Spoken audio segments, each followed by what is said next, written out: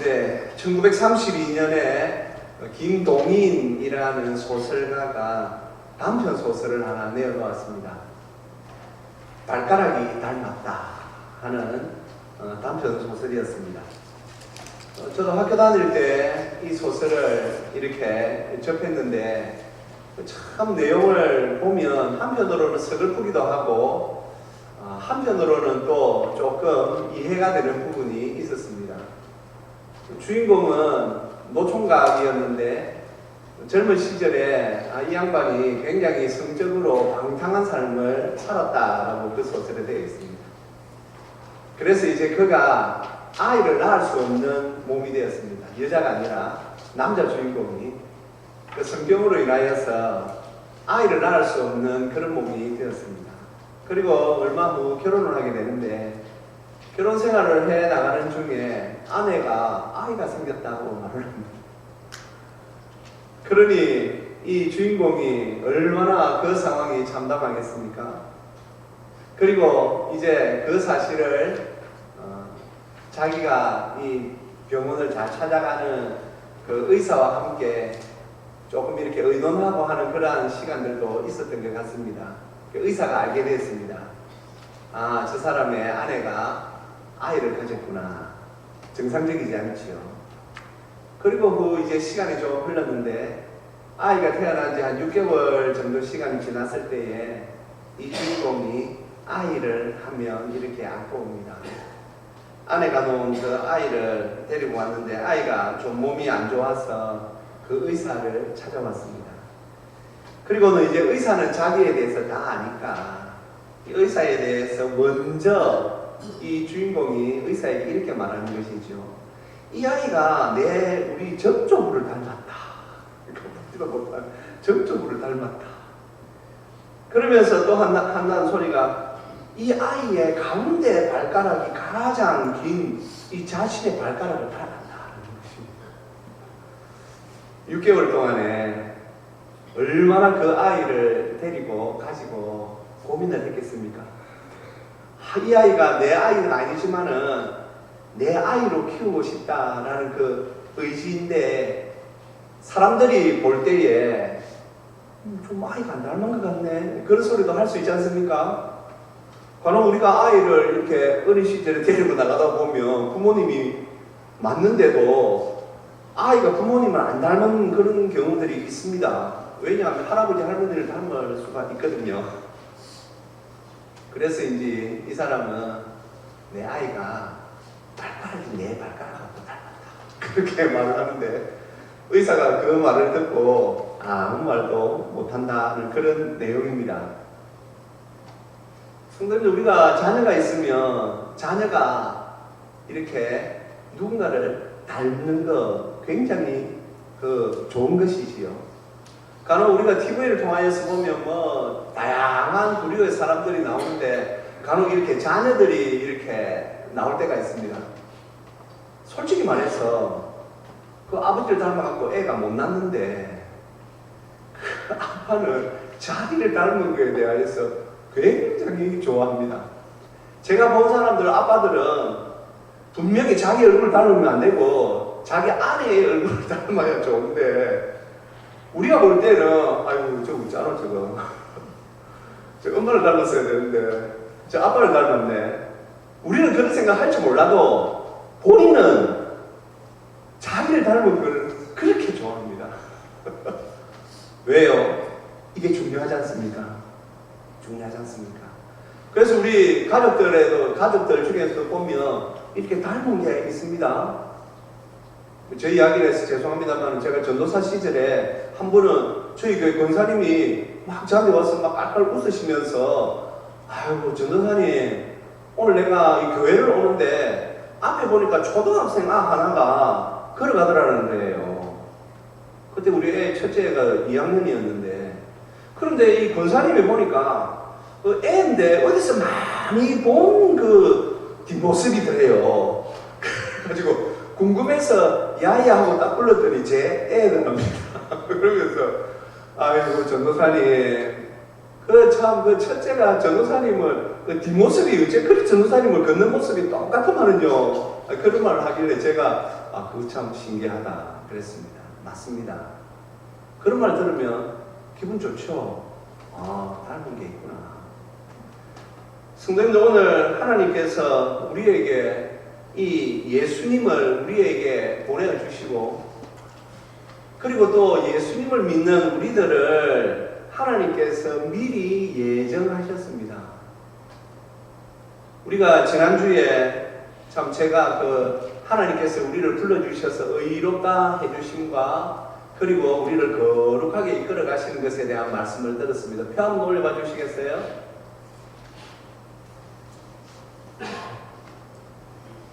네.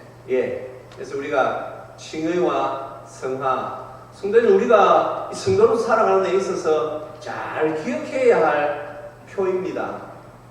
하나님의 은혜만으로 우리가 구원받았죠. 그래서 칭의 부분에는 우리가 개입할 것이 아무것도 없습니다. 오직 은혜로, 100% 하나님의 은혜로만 우리가 구원받았습니다. 이제 구원받은 사람을 의롭다 해주셨는데, 그것을 또 다른 말씀으로는 우리 주님께서 요한복음 3장에서 거듭났다 이렇게 말씀하십니다. 영적으로 다시 태어난 것이지요. 다시 태어난 우리 성도들은 이제 칭의와 태어남과 동시에 거룩한 삶을 살아야 합니다. 그래서 이제 그 거룩한, 우리가 천국 가는 그날까지는 거룩의 삶을 살아갑니다. 천국 가면 오늘 30절에 나오는 영화의 삶을 살게 됩니다. 천국 가서는 우리가 죄 짓지 않습니다. 왜냐하면 신령한 몸을 다시 입기 때문입니다. 이 죄악된 육신은 흙으로 돌아가고, 이제 우리가 하나님 앞에 가면 하나님께서 우리 다시 부활의 때에 거룩한 신령한 몸을 우리에게 입혀주시기에 그 몸을 입고는 우리가 죄를 짓지 않습니다. 하지만 천국 가는 그날까지 이 땅에서 이 죄악된 육신을 입고 있는 동안에는 우리가 죄로 짓습니다. 하지만 우리가 해야 할 것은 무엇입니까? 이 열매의 삶, 행함의 삶을 살아야 합니다. 행함으로 구원받지 못하지요? 맞습니다. 우리가 구원받은 의롭다 하면은 우리의 것은 아무것도 없습니다. 오직 하나님의 은혜로, 하나님께서 거저주시는 하나님의 그 사랑과 은혜로 우리가 구원을 받았고, 구원받은 성도가 이제 거룩한 삶을 살아가야 합니다. 선택이 아닙니다. 무조건 거룩하게 살아야 합니다. 그래서 우리 주님께서 열매를 요구하신다 그랬죠. 그 나무는 그 열매로 알리라. 야고보 말씀을 통하여 행함이 없는 믿음은 죽음이다. 죽은 믿음이다. 그 행함이 없는 믿음은 죽은 믿음이다 라고 할 때 그건 어디에 속한 것이죠? 칭의에 속한 것입니까? 아니요. 성화에 속한 것입니다. 거룩한 삶을 살아간다고 하는 믿음을 가진 우리가 행하지 아니하면 그 믿음은 잘못된 것입니다. 하지만 우리를 구원해 주신 그 칭의의 은혜에서는 우리의 행함이 필요가 없습니다. 오직 우리 주 예수 그리스도께서 십자가에서 행하신 그 구원의 일들을 믿기만 하면 우리가 은혜 받습니다. 그런데 이제 오늘 말씀을 보시면요, 우리가 일어날 때 시간적인 이 구원의 이 시간적인 흐름은 칭의, 의롭다함을 받고 거룩하게 되는데, 성경 오늘 29절에 말씀 보시면 하나님께서 우리에게 하나님이 미리 아신 자들 누구입니까? 우리지요. 또한 그 아들의 형상을 본받게 하기 위하여 미리 정하셨다. 하나님은 우리가 그 아들 예수 그리스도의 형상을 본받게 하기 위하여 우리를 부르셨습니다. 그래서 오늘 이 성경 29절 30절에서는 보면 성화에 관한 말씀이 먼저 나오고 칭의에 관한 말씀이 뒤이어서 나옵니다. 왜 사도 바울께서 이렇게 말씀을 배열하셨을까요? 성도님들, 우리의 삶은 거룩한 삶을 살아야 하기 때문입니다. 많은 한국의 신학자들이 이렇게 참 통탄을 하고 있습니다. 한국 교회는 칭의의 교리가 가망쳤다. 도대체 이게 무슨 말이지?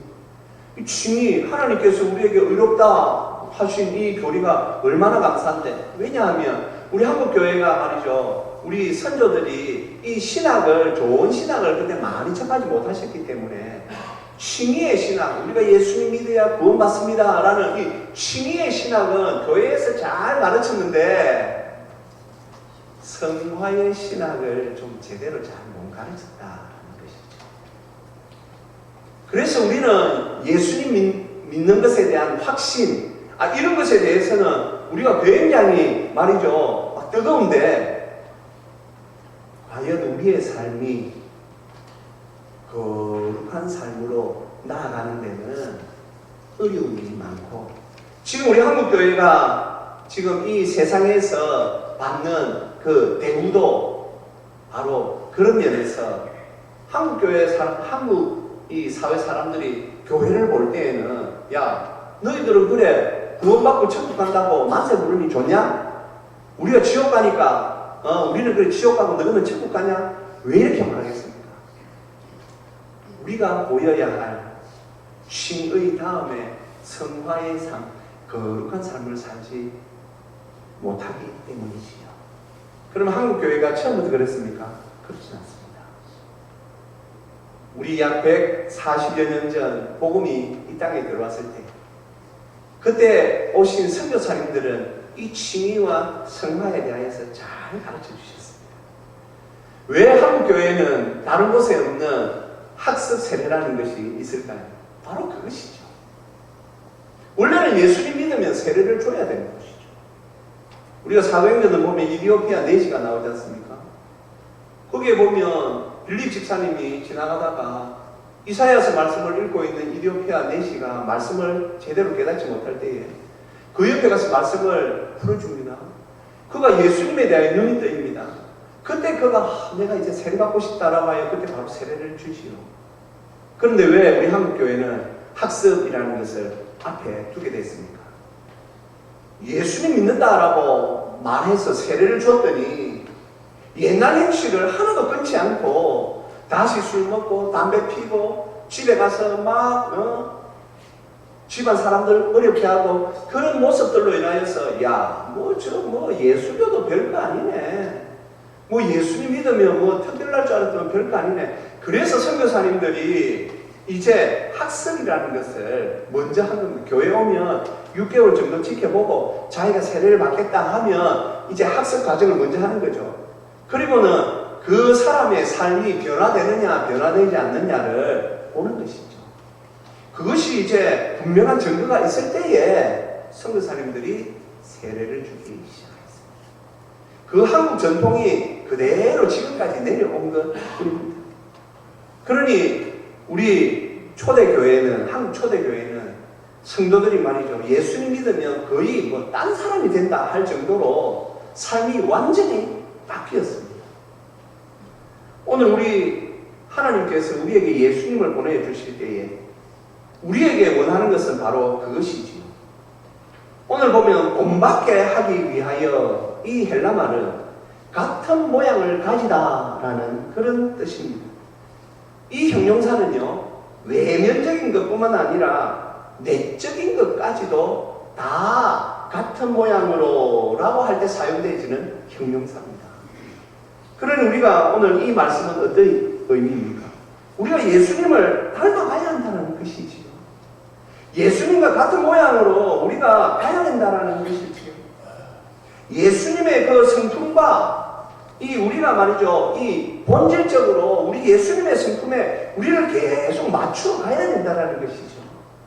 그것이 바로 성화의 거룩함의 과정이다라는 것입니다. 사랑하는 성도님들, 하나님께서 우리에게 이것을 요구하십니다. 하나님은 우리에게 돈을 요구하시지 않습니다. 하나님은 우리에게 시간을 요구하시지 않습니다. 하나님이 원하시는 것은 우리의 맏아들 대신 예수 그리스도를 닮아가는 것을 원하십니다. 그것을 위하여 우리를 불러주셨습니다. 우리에게 예수님 믿는 은혜를 주신 것입니다. 그래서 우리가 성경 여러 곳에서 우리 주님의 말씀은 분명합니다. 마태복음 11장 29절에서 우리 주님은 이렇게 말씀하십니다. 우리 같이 한번 읽어볼까요? 나는 마음이 온유하고 겸손하니 나의 멍에를 메고 내게 배우라. 그리하면 너희 마음이 쉼을 얻으리니. 배우라. 예. 우리 예수님의 그 온유와 겸손을 배우라. 그리하면 너희 마음이 쉼을 얻으리니. 이런 말씀은 읽혀지는 그대로 생각하면 됩니다. 내 마음에 왜 쉼이 없을까? 내 마음에 평안함이 없을까? 온유하지 못하고 겸손하지 못했어. 예수님의 온유함과 예수님의 겸손함을 우리가 배우지 못했기 때문에 그런 것이죠. 세상 사람들이 그런 것을 두고 생짜배기다 그런 말을 쓰지 않습니까? 예, 아유 저 사람은 완전 생짜배기네. 막 성질도 안 내고, 예? 아유 저 너무 생짜배기네. 제가 지난 한 주간 중에 우리 주방팀에서 이 교회 통장이 다 됐다 해가지고 요 밑에 통장 밖으로 내려갔는데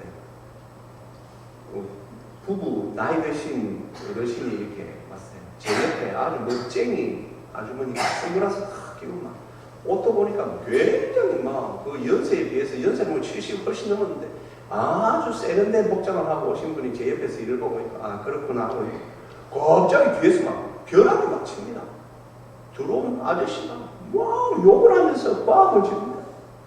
왜 하니까 이 옆에 멋쟁이 아줌마가 가방을 가지고 왔는데 그 뒤에 의자에 가방을 놔놨는데 아마 그 두 분이 앉으면서 가방을 잘 못 보시는 것 같아요. 그럼 가방 위에 앉을 수 있잖아요. 그럼 이 아주머니도 아이고 그 내 가방 있습니다 하고 하면 될 건데 이 아주머니가 먼저 성질을 부렸어.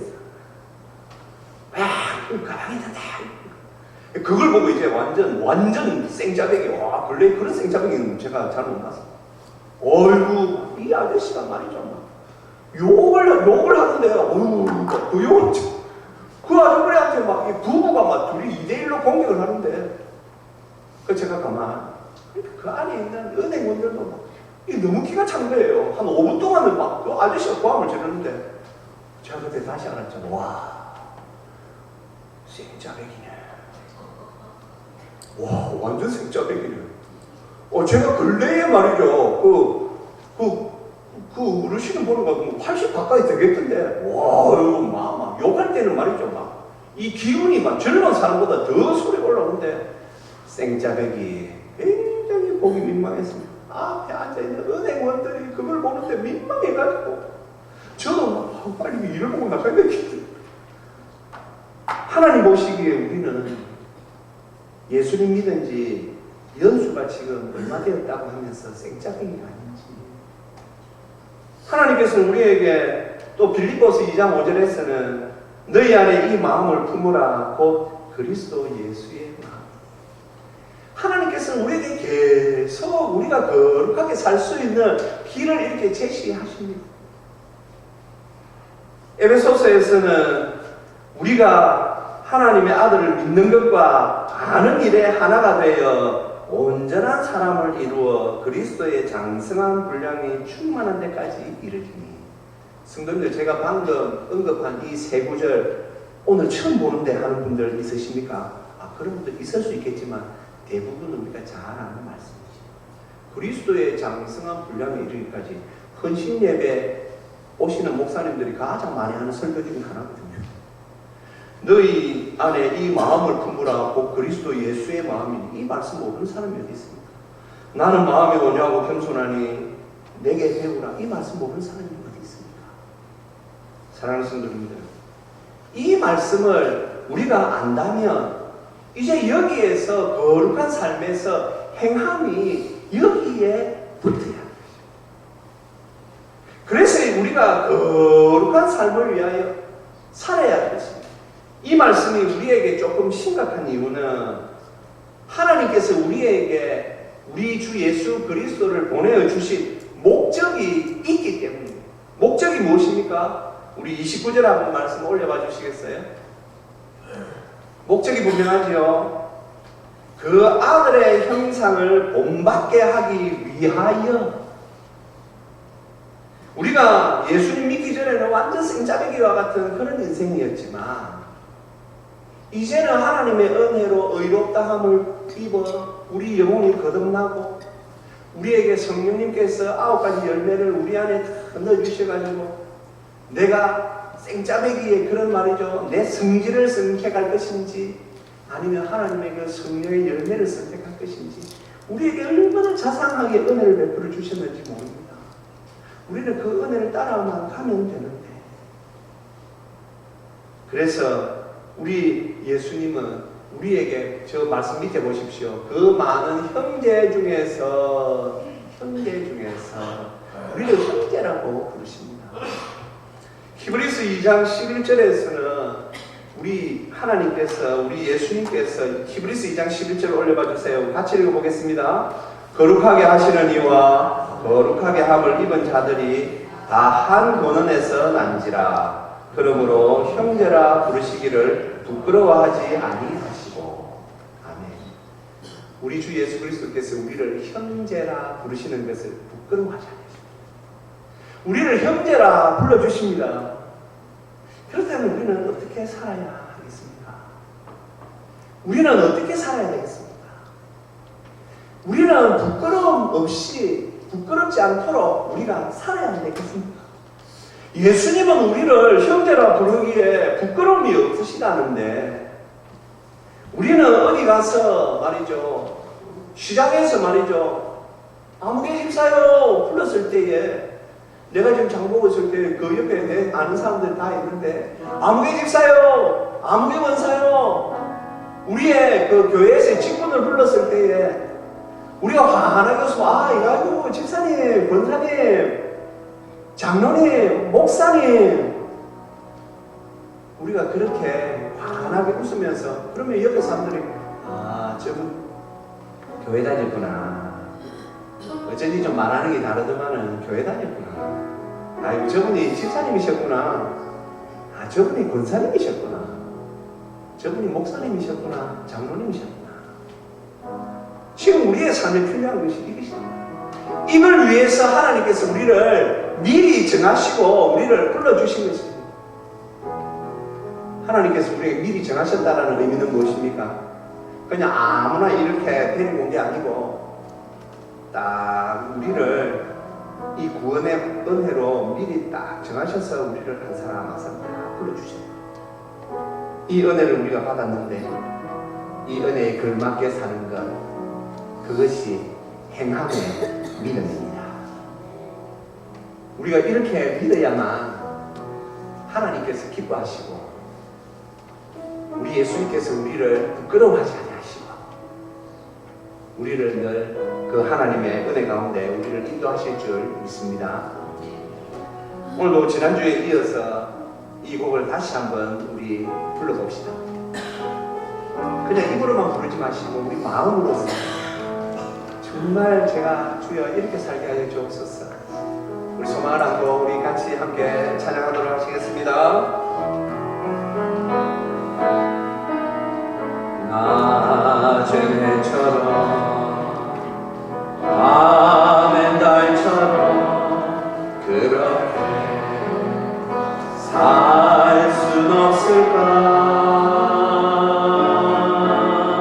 욕심도 없이 어두운 세상 비추어 온전히 남을 위해 살듯이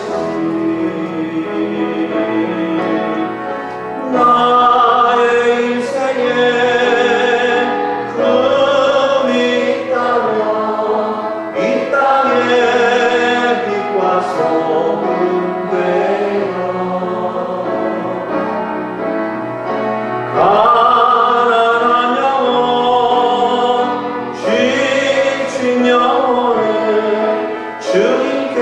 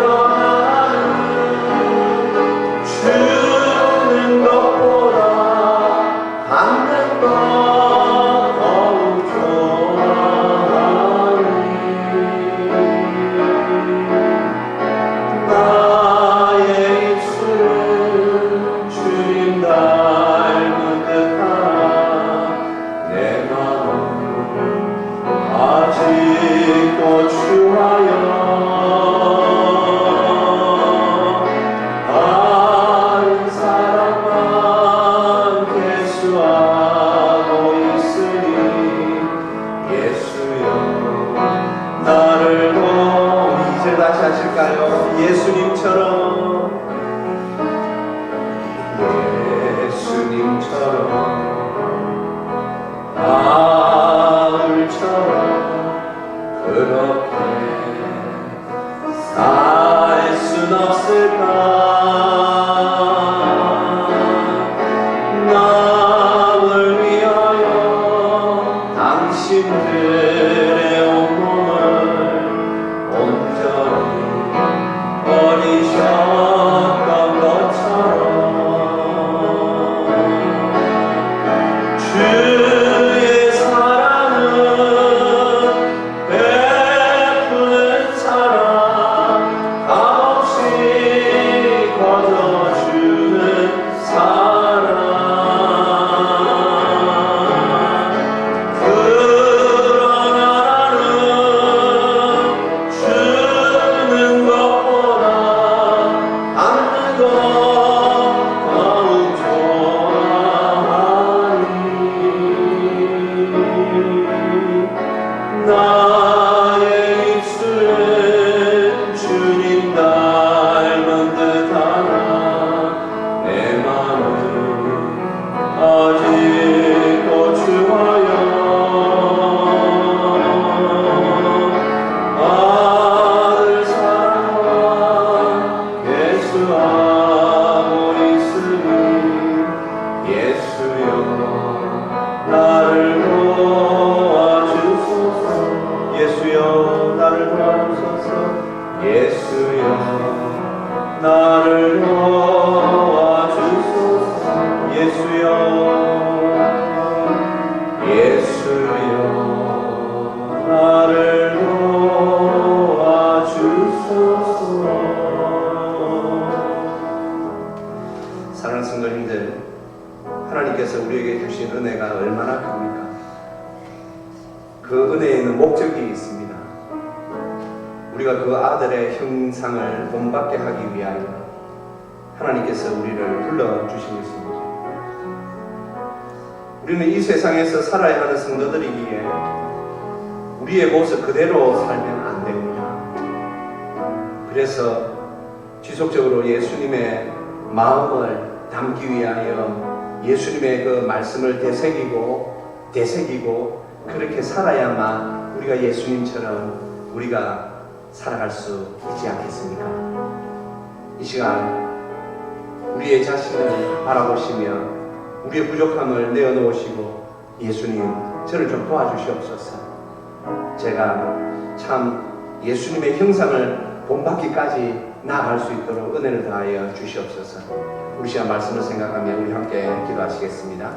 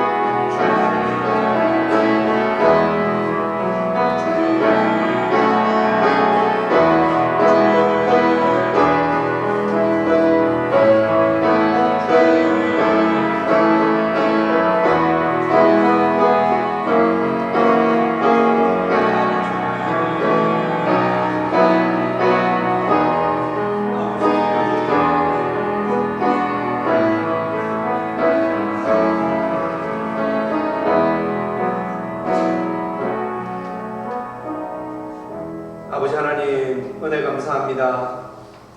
주님, 저희들이 예수님 닮기 원하는 소원이 있습니다.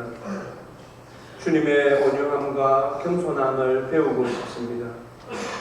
주님의 그 겸손의 마음을 저희들이 품고 싶습니다. 아버지여, 우리가 그 하나님의 그 큰 은혜를 받았는데 우리의 삶을 그냥 내버려 두지 말게 하여 주시옵소서. 예수님으로 충만케 하여 주옵소서. 성령님으로 충만케 하여 주옵소서. 그리하여 우리의 삶이 예수님을 드러내는 삶이 되게 하여 주시옵소서. 우리의 부족함을 내려놓고 예수님 도와주시옵소서. 기도하는 사랑하는 성도들의 그 기도를 들으시고 성령님 우리 가운데 역사하여 주시옵소서. 감사드리오며 우리 주 예수 그리스도의 이름으로 기도합니다. 아멘.